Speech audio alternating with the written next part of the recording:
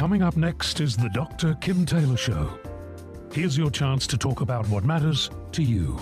Although you'll receive helpful advice from Dr. Kim, remember this is not to be construed as any form of psychotherapy, diagnosis or treatment, and cannot replace a therapeutic relationship with a mental health professional. You can reach Dr. Kim by calling 564-1290 or 866-564-1290. You can also listen live on the internet at drkimtaylorshow.com. Now, here's Dr. Kim.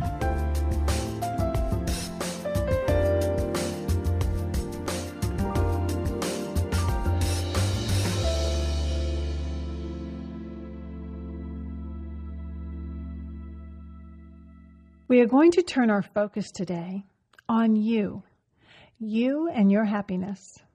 I want you to ask yourself the question, are you living the life that you want? Now, this seems like a simple question, but the truth is, when was the last time that you asked yourself that question and took the time to listen to the answer? Now, if you can answer the question yes, then good for you, because there's nothing better than feeling fulfilled and excited about your life. But for many people, they may just be going through the motions and not feeling satisfied or passionate about their own life. Not because they don't want to, but because they are trapped by the influences from their past in such a way that it damages their development and their ability to move forward to reach their goals in the present. It's a little like playing it safe, where you're not really taking the necessary risks in your life for fear of being hurt or rejected again. And yes, the early influences in our life can and do affect the way we live the rest of our life in a negative way. The truth is, if you don't have the tools to deal with your pain, then as a human being, you will go to great lengths to avoid that pain. It's just human nature. The only problem with this is that you can end up feeling very unfulfilled in your life, and there's no passion because you're not daring to do those things that would really matter to you. So today we're going to talk about becoming your true self. And my guest is Dr. Lisa Firestone, and she will be sharing with us how to let go of the fears from the past in order to create the life that you would really want and be excited about. So I really encourage you today, if you have a question, go ahead, call in. Give us a call and let us know what's on your mind, what gets in your way, and let us help you. You can call in at 805-564-1290, and you can always send me an email at drkim@drkimtaylorshow.com. I'm Dr. Kim Taylor, and I will be right back after this short break with my guest. Stay with me. You are listening to Dr. Kim Taylor on KZSB AM 1290. My guest is Dr. Lisa Firestone, and she's the director, and you also do the research and education at the Glendon Association, and you're a senior editor at psychalive.org. She is also the co-author of several books, including The Self Under Siege. You are joining me because we are going to be talking about becoming your best self and really letting go of all of the negative influences in your life. So welcome to the program.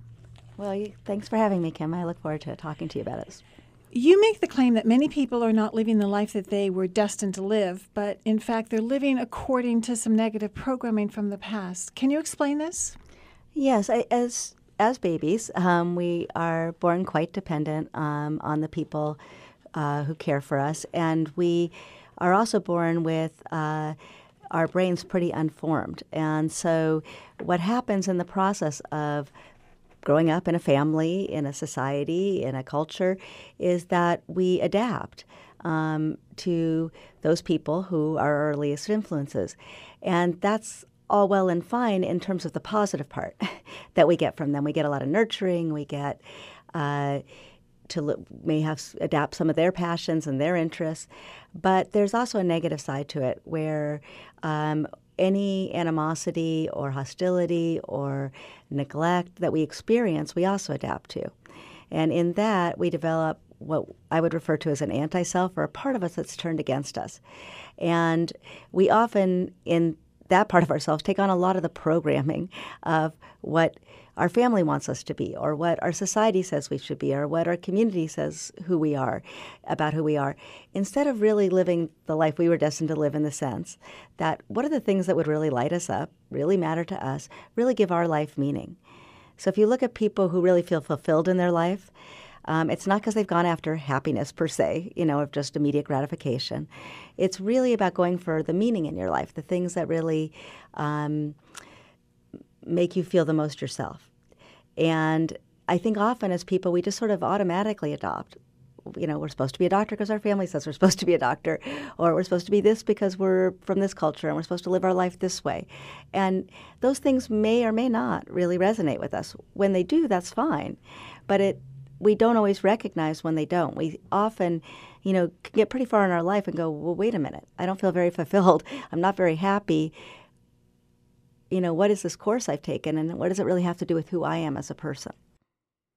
So really, our sense of self is really affected by the people or the situations in our life, especially in the early years. And what you're saying is this can have either a very positive or a negative impact on how we see ourselves. So that we then start to develop a way to defend and or to protect ourselves. And part of this process is done to stop feeling so hurt and rejected, perhaps. But it makes us really afraid to take the risks that we need to take in the future. Yes. All of us, no matter how perfect a family is, we get some positives and we get some negatives. And not just from our parents, but our siblings or other caretakers, or, that second grade teacher who humiliates you, or the peers that make fun of you. I mean, it's all those early influences are really laying down the neural pathways of our brain. And we're always going to experience some pain in our interpersonal relationships, even from very early on. Disappointments, hurts. And sometimes it's much worse than that. As we all know, there's some childhoods that are much more tragic, right, than others. So it's all on a continuum. It's not, I had a perfect family, I had a terrible family. It's usually somewhere in between. There were some really good things and there were some really hard things, but those hard things get internalized, and we learn to defend against them or adapt in ways to protect ourselves so we won't get hurt. So let's say you had a family where there was a lot of anger flying around and a lot of yelling, and the best thing you could do was to stay quiet, and then you were probably not going to get too much of the attention and too much of the negativity. And or too much of your needs being met. Right. Well, and you learn to sort of take care of yourself. Maybe you suck your thumb a little bit longer, or you learn that, you can do various things to sort of cut off your emotions or not feel that pain. And that might be really adaptive when you're a child. Because I think kids make the absolute best adaptation they can to whatever social circumstances they're born into. But what happens is that then you go out into your life, and when things get heated between you and a potential relationship partner or friends, you just get quiet, because that's what you learn to do, and put your needs kind of below the surface. Well, what happens is then you go throughout your life often not getting your needs met because you don't say what they are. So how's your relationship partner supposed to know? So you act the same way that you did as a child, which it was a child who developed this clever survival skill, but it's not necessarily a good life skill. Absolutely. Okay. We also tend to choose people in our adult life who in various ways remind us of people from our past, because they treat us much like we were treated as a child. So when you find yourself getting into one bad relationship after another with somebody who doesn't, quotes, really care about you or attend to your needs, it's often because that fits with the way you were treated when you were young. Again, it's just not optimal. You're never getting really what you want. You're just getting hurt over and over again and reinforcing that lesson that you're better off on your own, which is maybe what you learned as a child. But that's probably not how you want to live your adult life if you're going to have a very satisfying relationship life. So, yeah, again, these things were adaptive when you're a child, but they're now ways that we are setting our life up to not really get what we want, whether it's by us not saying what we need or choosing the wrong people, or maybe even relating to partners in a way that tells them that our needs aren't important. Now, we don't think that's what we're saying, but sometimes we do things where we always, where do you want to go for dinner? Wherever you want to go. Doesn't matter. We're telling them it's not important what I want. And then we feel hurt that they're never taking into account what we want, but we're not really giving them that information. So, again, they're not adaptive life strategies. Okay, and it sounds like this is also can move into the people who are always people-pleasing, that they are always saying yes when they really want to say no because they feel that they have to say yes in order to avoid conflict or to avoid the anger or avoid rejection. Right. And maybe as a child, what you learned is that your parents' needs came first and you needed to take care of them.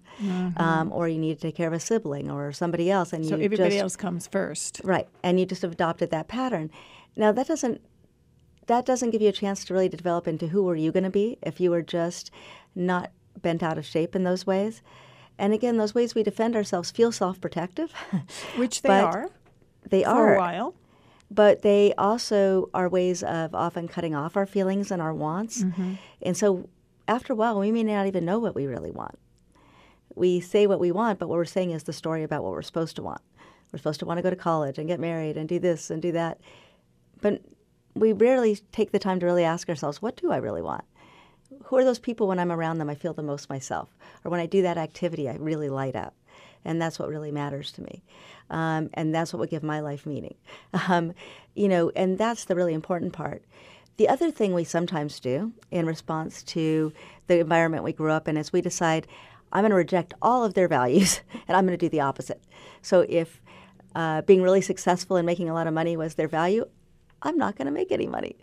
And I'm going to do something, that is completely the opposite, or I'm going to reject their idea that education is important or whatever it is, and we do the opposite.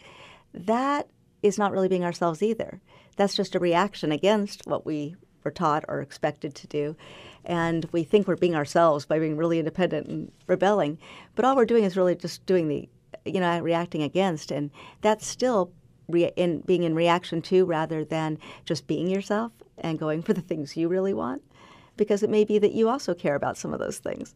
So it's really sorting out who you really are. And I think these are questions that make people uncomfortable to ask themselves, but I think that are really important, because then we can start to get a sense of how do we really want our life to go, and we can feel a much stronger sense of our own personal power in our life. So what are some of the questions that someone would start to ask themselves? Because I think this is key, that people don't even know to ask the question. They don't know that what they're doing is not what they're supposed to be doing, or they don't know that it's not normal or not normal to do that.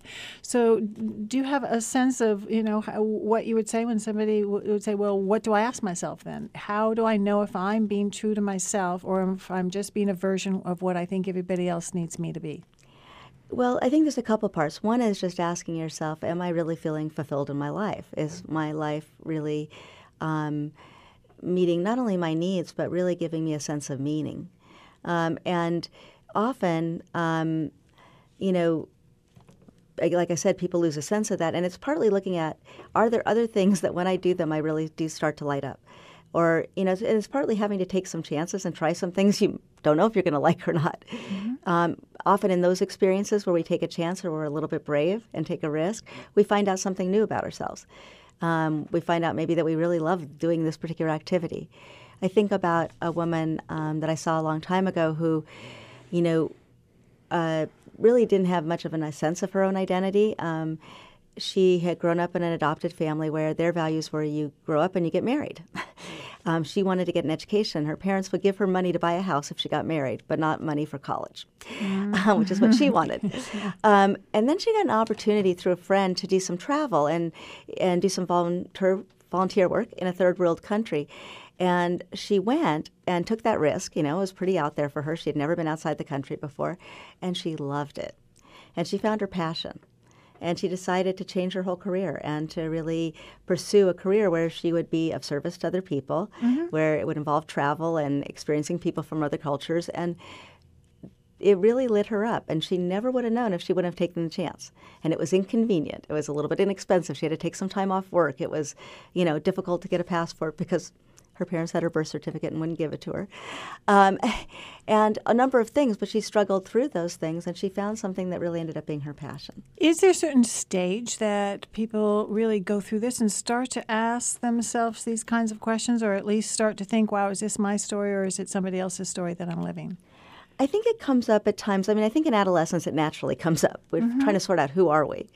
But not for everybody. Some people just kind of are going along with the programming and fitting into the what the rules. They've been kind of handed down. But I also think when people get into stress, so maybe you've done the thing that you quotes were supposed to do, like go to school or get married or go into a certain career path, and then you find out, well, wait a minute, this doesn't fit for me. This doesn't really feel comfortable to me. In fact, this is making me feel really bad. Or you go ahead and you get married, and then you find that the relationship isn't working. Like, wait, this was supposed to be happily ever after. Yeah. This story is not working. So sometimes it's when something comes up that's stressful. And sometimes it's when we get overwhelmed with positives, too. We get more success than we were originally expecting, and we get kind of overwhelmed and are like, well, wait a minute, this isn't making me feel the way it's supposed to. So why is this process so hard to do, and what causes so much anxiety around it? I think it's just, it's a little scary to think that maybe you don't know yourself. We are very much, as human beings, creatures who tell stories, and we have the story of us. And this is who I am, and this is what I can't do, and this is what I can do. And often we don't take chances outside of that limited, very definition of ourselves. When we step outside of the box, it's a little bit scary.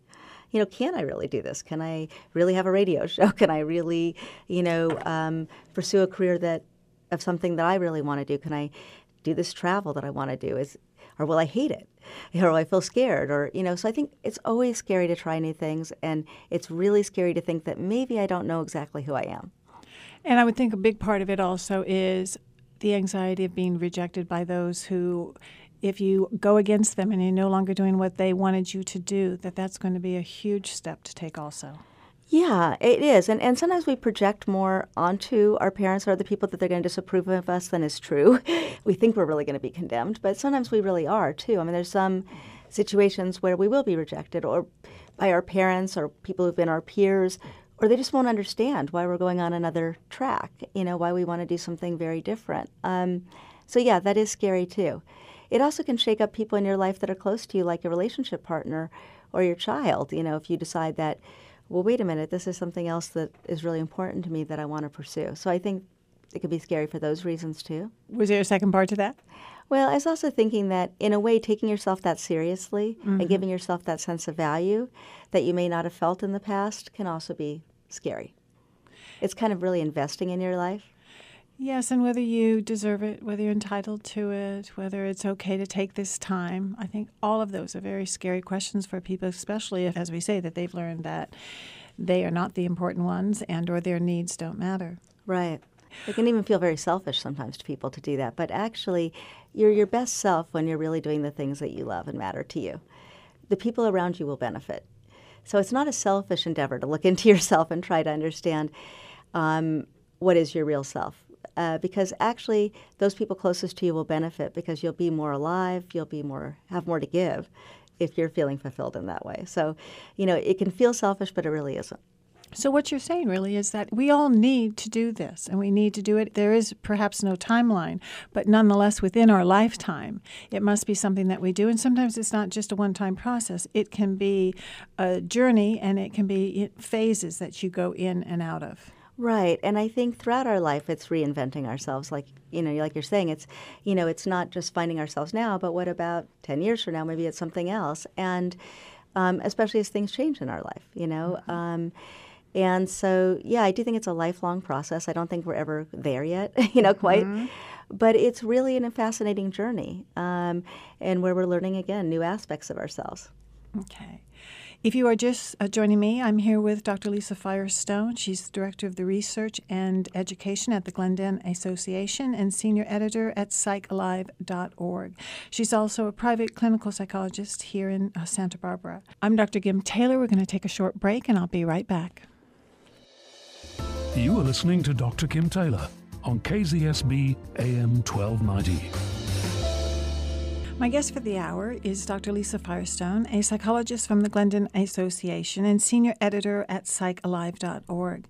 And we're talking about learning to understand the past influences in your life and setting yourself free to live a life with passion and fulfillment. So, Dr. Firestone, what are the tasks that someone needs to go through and to work through in order to really be their true self? The first step, as we define it, when I say we, I mean myself and my father, Dr. Robert Firestone, whose theories a lot of this work is based on. And that is, the first step is to separate from destructive thoughts that we have about ourselves and about other people. Now, some of these thoughts are negative and certainly very self-critical, where we may be running ourselves down, where we may again be saying, this is what I can do, this is what I can't do, and I better not even try, because, I better not even open up this question of who I am because, it just caused trouble. And my needs don't matter, or whatever, the kind of things we were talking about. But it also may be very self-protective thoughts, like, don't try that, you'll just wind up getting hurt.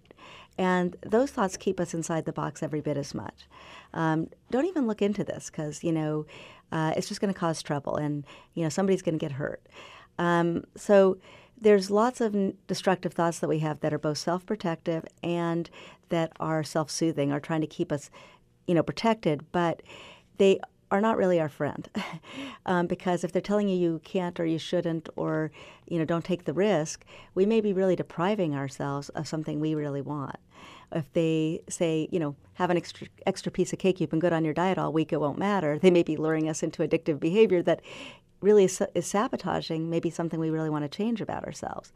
So the idea is, and often these negative thoughts are incorporated early in our life, either from messages we got directly from people in our early lives, again, parents, siblings, teachers, other significant caretakers, but also they have to do with how our parents felt about themselves. A lot of times we take on the negative thoughts our parents have about themselves. This is part of how intergenerational trauma gets passed on. Things that our parents, who might have had a lot more trauma than we had in our life, may feel about themselves, we pick up if they haven't really worked through those things. And working through those things has to do with feeling the full pain of what happened to you as a child and making sense of it.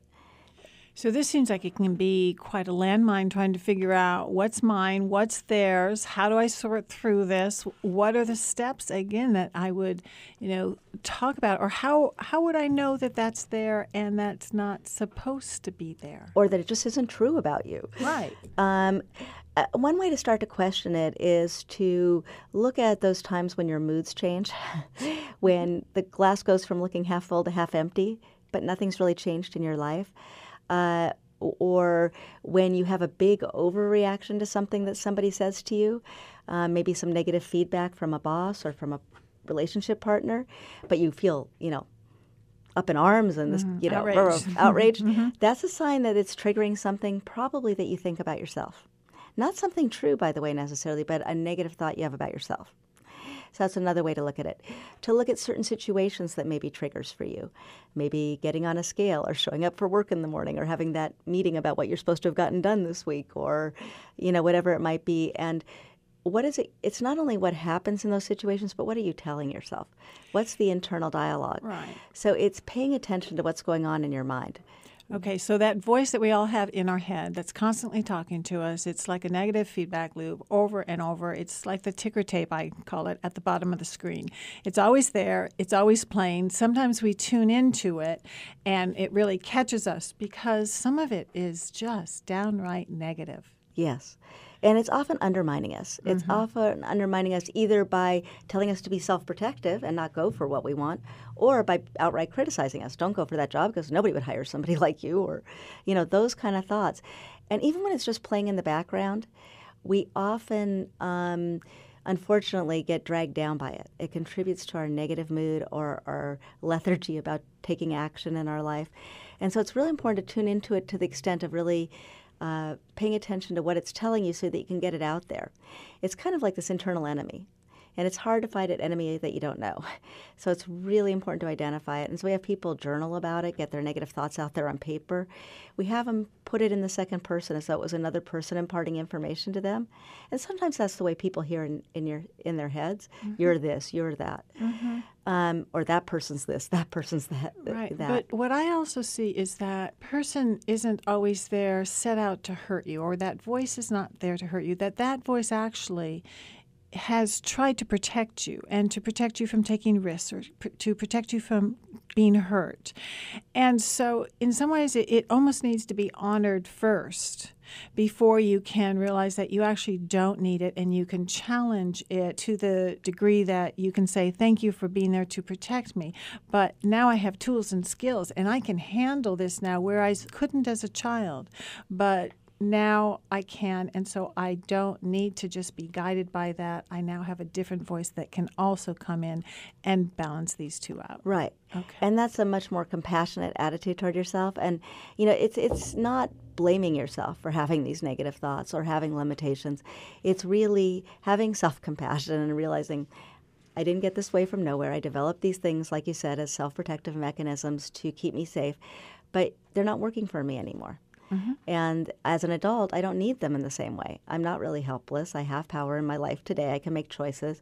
I mean, children really are in a kind of captive situation. They don't get to choose their parents or their environment. And sometimes it's not, just their parents. It's the stress parents are under, or, you think about kids growing up in Syria today where bombs are falling or, fighting is occurring. They're getting traumatized all over the place, and it's nobody's fault per se. In terms of somebody trying to hurt that particular child, but, they're going to have a lot of very self-protective thoughts, and rightly so in that situation. But when they grow up and maybe they're not in that environment anymore, those same thoughts or those same self-protective strategies may not be serving them anymore. And again, even when things are what some people might call small t trauma, not really things that don't seem like a big deal, can be very traumatic in a certain setting, given a certain environment for that particular person. And again, like you said, yes, we adopt those defenses originally, quite honestly, to make the best adaptation we can, but they're not serving us usually in our adult life, where we have a lot more power, a lot more choices. So this is work that you definitely need to do on your own. It isn't something your parents can come and finally try to release you from, or tell you that, sorry that I did this to you, and that you don't have to, be a lawyer for me or this. So it's not really something to work out with them as an adult.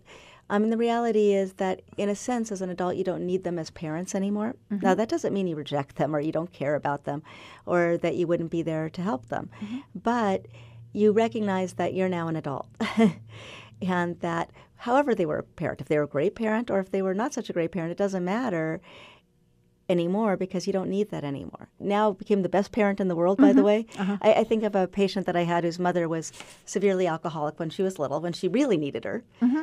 And then she got her act together. She got sober. She got in therapy. She supported her daughter getting in therapy.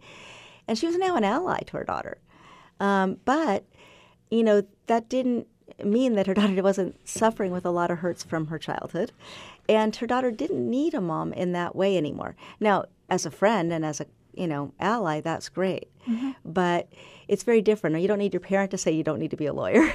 You need to figure out whether you need to be a lawyer for you and what matters to you in that way. By going through that process, by doing it on your own, that is your own sense of empowerment and finding your sense of self, and to define who you are separate from everyone else, and deciding this is my stuff and that's somebody else's stuff, and you can let it go. Right. And it's letting it go, and realizing also that your parents, they probably weren't saints, but they weren't devils either. Yeah. They were just real people with their own struggles and their own pain that came from all the things they experienced in life before and after you came along.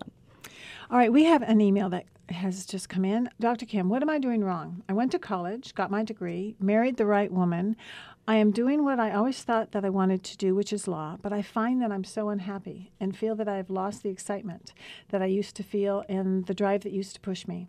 Now I'm going through the motions, but often wonder if this is really all there is. I can't just leave my job, but is there anything that you can tell me that would help explain why I feel so unhappy when my life looks like I should be over the moon? Teddy. Right.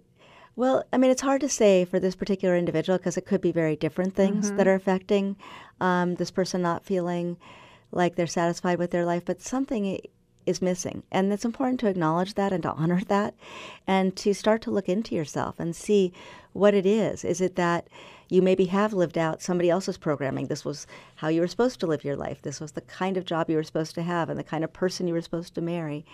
And it may be that that's what's going on. It may be that it's something else. Maybe it's hard for you to accept really getting the things that you really wanted because maybe your parent never had that level of success or happiness.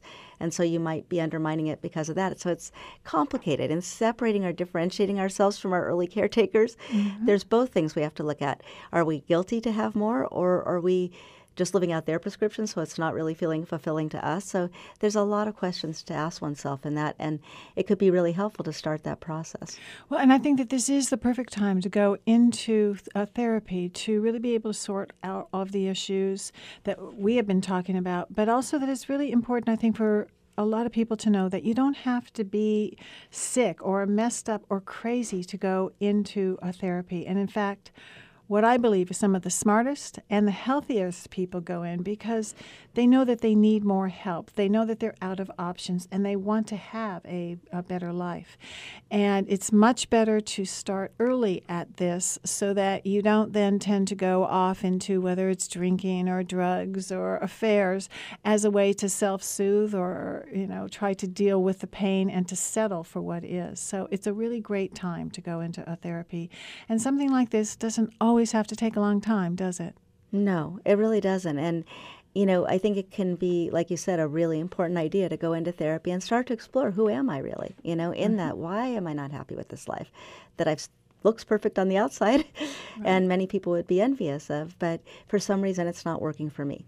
Right. And going in, having someone be able to ask you some of the questions that you're not asking yourself and really get to an understanding of why you are feeling this way, where it comes from, and then what you can choose to do about it in order to move through it. Absolutely. So if you are just joining me, I am here with Dr. Lisa Firestone. She is the Director of Research and Education at the Glendon Association and Senior Editor at psychalive.org. She's also the author or co-author of several books, including The Self Under Siege, Conquer Your Critical Inner Voice, and Creating a Life of Meaning and Compassion. I will be right back after the break. I'm Dr. Kim Taylor. We'll be right back with you. You are listening to Dr. Kim Taylor on KZSB AM 1290.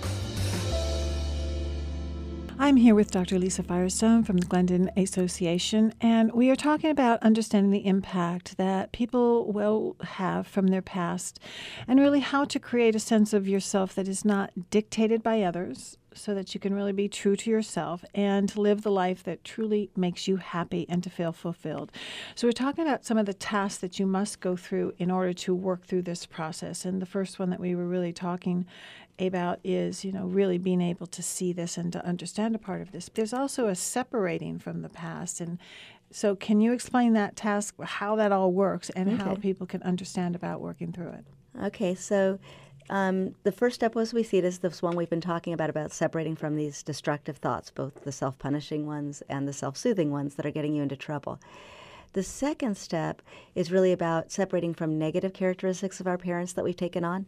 Now, if we had a parent who was really loving and caring person and very generous, well, we take that on. That's not such a bad thing. That's probably going to get us pretty far in our life. But some of their more negative characteristics often manifest in us too, or come out in our personality. So maybe we had a parent that tended to yell very easily or not be able to control their anger in that way. Or we might have a parent that was always explaining to us what we really felt. And we find ourselves with our marital partner saying, what you really feel is this, or what's really going on for you. And, that just doesn't go well. So these more negative traits of our parents, the things that we really didn't like experiencing when we were a child, unfortunately, we often see coming out in our own personality. And when we do, we really hate ourselves. We don't feel good about ourselves. So that's another thing we want to separate from. So I think about a woman who's in one of our films who talks about how her mother was really very critical of her father all the time. And she'll find herself out of nowhere saying something really critical to her partner. And it takes that smile off his face and it creates distance between them. And she'll be like, where did that come from? But, in those moments, she's sort of channeling her mother at her worst. Not even her mother as she was overall. And when we do those things, then we really feel terrible and self-hating. And so it's really important to identify those characteristics in ourselves. So to be willing to look at ourselves openly, and really pay attention to any characteristics that we see in our personalities that remind us of those kind of worst traits of our parents or early caretakers. And then, again, it's not always a parent. It might be a grandparent or some other important figure. And so those are also things that we really want to break with because, again, they make us feel bad about ourselves and they're not serving us well in our life. The other thing is that those adaptations that we talked about making, like being quiet or doing things that are self-soothing, and often this plays into addictive behaviors, things we engage in to kind of cut off from our emotions, whether it's overeating or abusing substances or even exercising, something that's a really good thing to do that we all should probably be doing more of. But if we're using it to the extreme and doing it to cut off our emotions, where it becomes more important that we take our 20-mile bike ride every day than that we have time for relating to our romantic partner or our child, then something's wrong. We're using it to cut off. And again, maybe it was really adaptive when we were a child to be very active and not slow down at all and pay attention to our feelings. But it's probably not serving you in your adult life. So it's also breaking with those patterns. And that's going to make us anxious too. We talked about anxiety being part of this, or fear, because it's scary. It's like giving up something you've always depended on without knowing how it's going to be without it. But unfortunately, we can't selectively cut off our emotions and just decide not to feel the bad ones. We'll only feel happiness and joy. We're not going to feel pain and sadness or anger. But, really feeling all of our emotions is what gives our life the richness that it can have. And so I think it's really important to take that chance of feeling more of those feelings. And then lastly, it's really to discover what is our own values, our own purpose in life, our own moral compass, if you will, the things that really light us up and matter to us. And partly that means trying new things, like we talked about a little bit. It means really paying attention to when I'm with those people, I feel really good, but when I'm with those people, actually, I don't feel really good. And when I'm with those other people, I actually feel really bad. And then if we figure that out, where should our time be spent? It probably should be with those people who are making us feel more ourselves, where we find ourselves lively and expressing ourselves. We want to look at those activities that make us feel more ourselves and more alive, as opposed to those that become very routinized and sort of deaden us to our life experience. So it's really a process of learning who we really are and being open to finding out new things about ourselves, taking on new challenges, and realizing that we have that ability to do that. We're not as fixed or as rigid as we think about ourselves. Our identity is actually much more fluid. Dan Siegel, who I've studied with in the field of interpersonal neurobiology, says that our self should really be more of a plural verb than a noun. Selfing, riding the waves of ourselves that we're becoming, kind of, idea. And it's always in motion. It's always in motion and it never stops. He likes to refer to a 92-year-old patient that he saw who had been a very linear, logical person, but was not very much in touch with his feeling side or his more emotional part of him. And he came into therapy not because he particularly wanted to, but his adult children kind of dragged him there when he was going through something. And he learned to be a much more emotional person and be in touch with that part of himself. And Dan got a call from his wife about 6 months into treatment saying, "What did you do to my husband?" And Dan was like, "What do you mean?"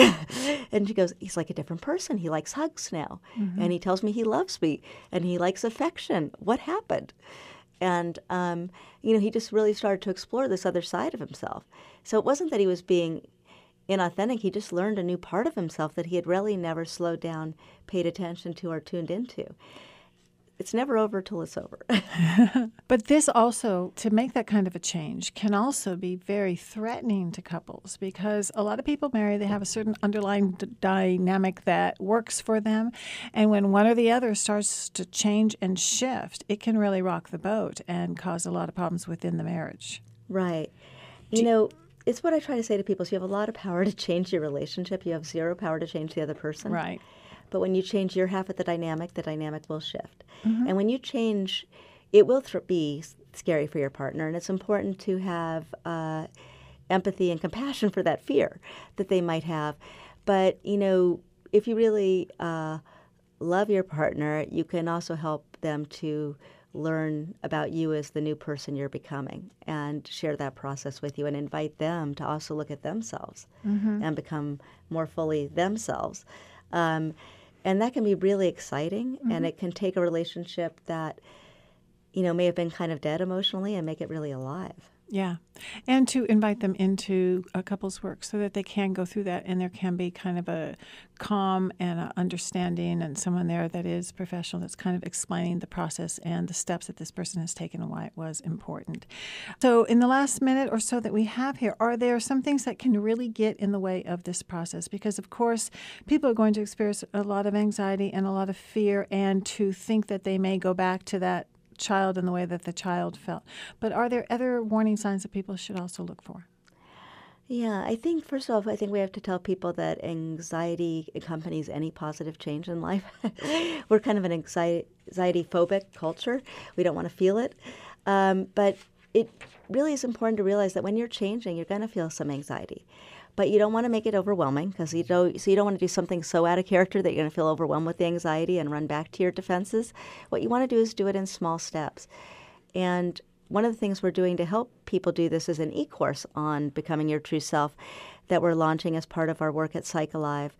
And it's a 4-week e-course that people can do at their own pace, where they have an interactive forum and they get a multimedia presentation every week. And it just gives them a number of exercises and things to do to start to explore this process in themselves. Great. I'm Dr. Kim Taylor, and I've been here with Dr. Lisa Firestone, who is the Director of Research and Education at the Glendon Association and the Senior Editor at psychalive.org. You can reach her by going to psychalive.org. That's PSYCH alive.org.